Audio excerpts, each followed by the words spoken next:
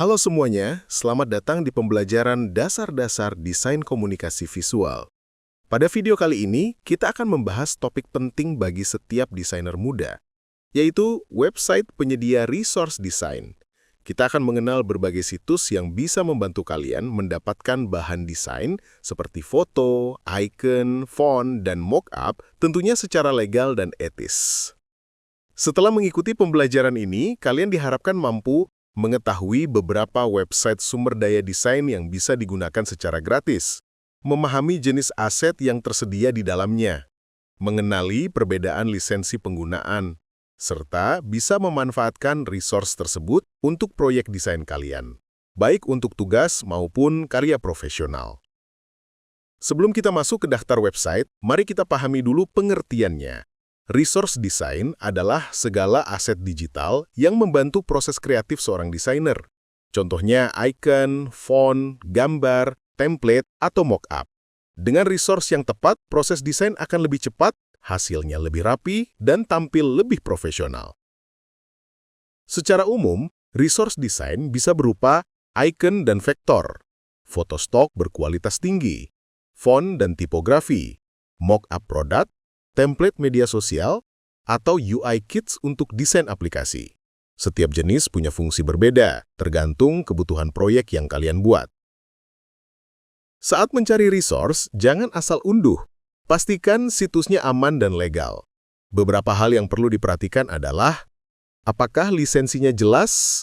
Apakah perlu mencantumkan atribusi? Apakah kualitas filenya bagus? Dan apakah sumbernya bisa dipercaya? Desainer profesional selalu memastikan aset yang digunakan memiliki izin yang sah. Website pertama adalah Unsplash. Di sini kalian bisa menemukan ribuan foto stok resolusi tinggi yang bebas digunakan bahkan untuk keperluan komersial.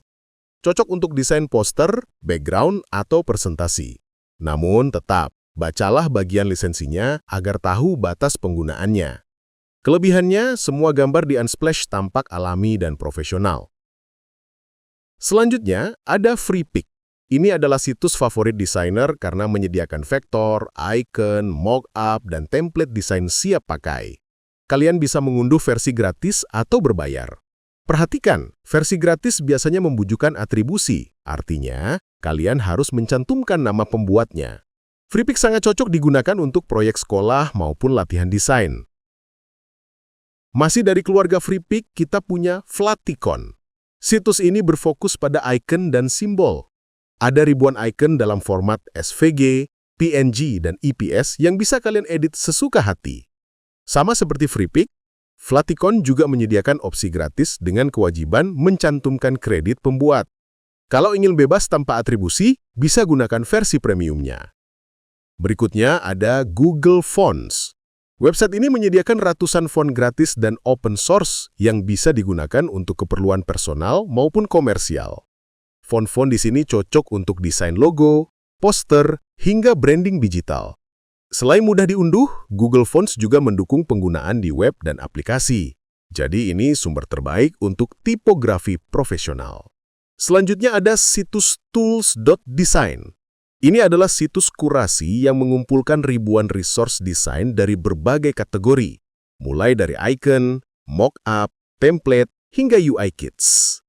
Tools.design membantu kalian menemukan situs-situs kecil yang sering terlewat tapi punya kualitas luar biasa. Jadi kalau kalian suka explore, situs ini wajib dicoba. Dan terakhir, designresources.es. Ini seperti perpustakaan digital yang mengumpulkan ratusan link menuju berbagai website desain. Kalian bisa menemukan situs untuk font, inspirasi, mockup, ilustrasi, dan banyak lagi. Semuanya dalam satu tempat. Situs ini sangat berguna untuk eksplorasi awal atau saat kalian butuh inspirasi cepat.